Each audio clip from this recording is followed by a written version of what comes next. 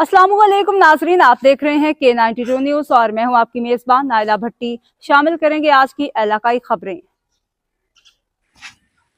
Karachi FIA की खारादर में कार्रवाई, 1.5 करोड़ की करेंसी बरामद, मुलजिम गिरफ्तार। वफाकी तहकीकाती इदारे एफआईए ने खारादर गोल्ड मार्केट में छापा मारकर हवाला हुंडी में मुलविस मुलजिम को गिरफ्तार कर लिया। डायरेक्टर एफआईए नोमान सिद्दीकी के मुताबिक एफआईए कमर्शियल बैंकिंग सर्कल ने हवाला हुंडी की खुफिया इत्तला पर खारादर गोल्ड मार्केट में कार्रवाई की।